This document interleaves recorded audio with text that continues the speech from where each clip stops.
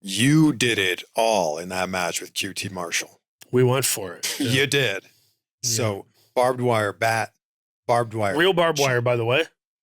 I have the bat at home. Barbed wire bat, barbed wire chair, kendo sticks, thumbtacks. Real kendo stick, which hurt like hell. Aaron Solo. We'll go through each. We'll go through each one here, and glass as well. Yep. So let's start with the barbed wire. That was crazy.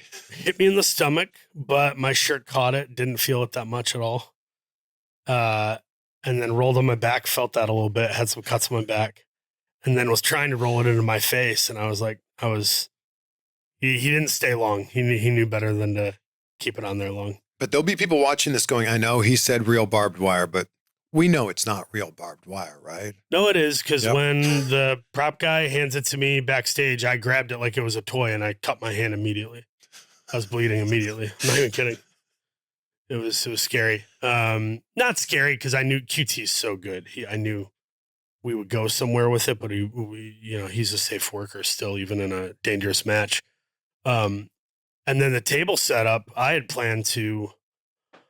There was a moment where he slides a chair at me and I ducked it, and then he throws one and I ducked it. That I was almost worried about more than anything. That could have really hurt. If that chair hits your temple, that's bad news, Brown. Bad news, Allen. Sorry. But the table, I was going to do an air raid crash and I felt him slipping and I didn't think I could grip him to get him underneath, in that kind of headlock position when you do an air raid crash. So I just kept him on my shoulders and did the Finley roll through the table, which we never practiced it. I've never done it before. It was an absolute audible in the moment, me thinking that was somehow safer than doing the air raid crash. Oh my gosh. That wasn't the plan? Nobody knows, but I had the boys texting me. I had Brody King and people hitting me up going, love that Finley roll. And I'm like, I'm glad it turned out okay because I've never done that before. Because if you don't fully rotate, you're spiking yourself on your head with another human attached to your shoulders. Well, there's that. And then there was also the thing of if he doesn't go flat and I somehow biff the turning, he might land on his neck.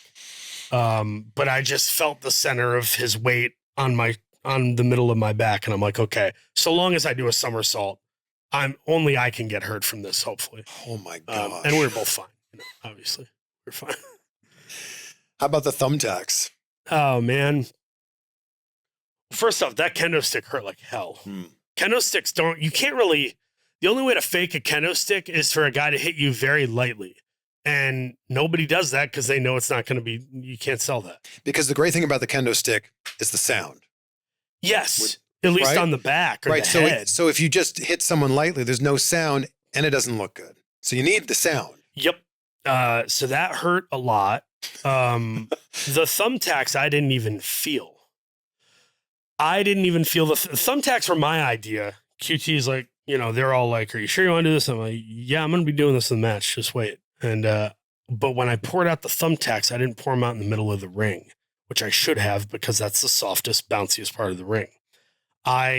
Not thinking 15 minutes into a match, you're blown up. I poured them near the turnbuckle, which is arguably the hardest part of the mat, pretty equivalent to the apron that everybody's like, that's the hardest part of the mat. The turnbuckle is too. And so when I took that power bomb, well, for one, you can see me pulling up my shirt. Yeah. Because I was hoping he was going to pull up my shirt like a hockey fight, to expose the back. And then we could see the tacks, see the blood. That was the plan. He didn't for whatever reason. And so I'm literally trying to pull up my shirt as I'm in the power bomb position. It looks so goofy and stupid. And he power bombs me and the wind got knocked out of me. I couldn't breathe. I couldn't talk. So him and the ref were like, let's close this up.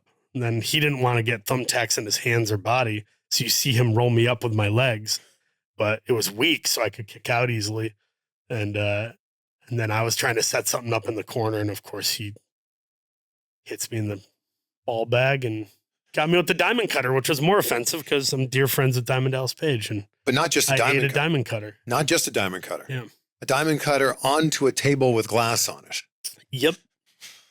You can see QT's back. The glass sliced his back up. That's real. No blood packets. there. We after the match, we were both really like, we're both freaking exhausted. Like he's in great shape, but I saw him be tired. He was exhausted.